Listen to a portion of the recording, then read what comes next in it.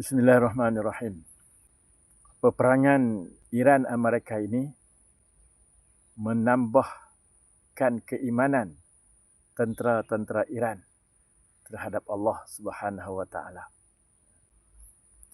Tentera Amerika adalah tentera yang besar, kerajaan besar yang menguasai dunia sekarang ini. Tentera Iran adalah tentera yang kecil. Dalam Al-Quran Allah menceritakan tentera yang kecil boleh mengalahkan tentera yang besar.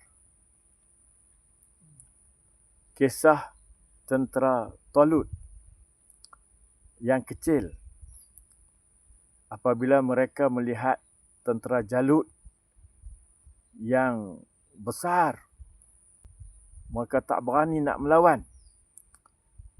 Sebahagian daripada tentera Talut itu kata, kami tak berani nak berlawan dengan Jalut pada hari ini. Tetapi ada sebahagian daripada tentera Talut yang kuat imannya, yang yakin akan bertemu dengan Allah Subhanahu Wa Taala, sama ada hidup, sama ada mereka mati dalam peperangan ataupun hidup dalam peperangan. Mereka yakin akhirnya mereka akan bertemu dengan Allah Subhanahu Wa Taala di akhirat nanti. Mereka berkata, berapa banyak tentera yang sedikit boleh mengalahkan tentera yang banyak dengan izin Allah.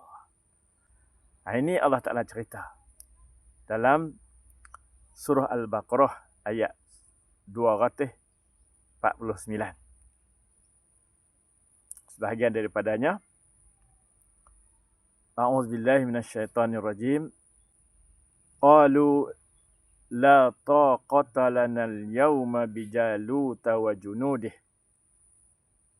Qala alladhina yazunnuna annahum mulaqullahi kam min fi'atin qalilatin ghalabat fi'atan katsiratan biiznillah. Wallahu ma'as sabirin. Tentera-tentera Talut berkata ketika mereka nampak tentera Jalut, pada hari ini kami dah tak mampu untuk berlawan dengan Jalut dan tentera-tenteranya. Tetapi ada sebahagian daripada tentera Talut yang kuat imannya berkata, seperti mana Allah sebut, qala allazina yazunnuna annahum mulaqullahi. Berkata orang yang yakin bahawa mereka akan bertemu dengan Allah Subhanahu Wa Taala. Mereka berkata apa?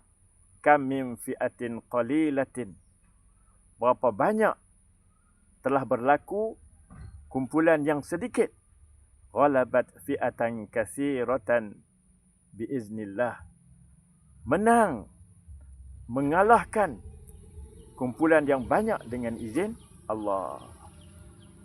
Wallahu ma'as sabirin, dan Allah Ta'ala bersama-sama dengan orang yang sabar.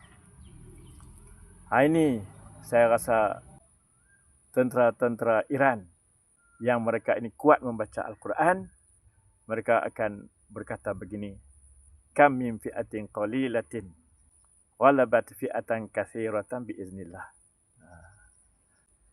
Berapa banyak tentera yang sedikit boleh mengalahkan tentera yang banyak dengan izin Allah. Allah izin. Dengan syarat kena sabar. Dengan syarat kena yakin sungguh-sungguh bahawa Allah akan membantu.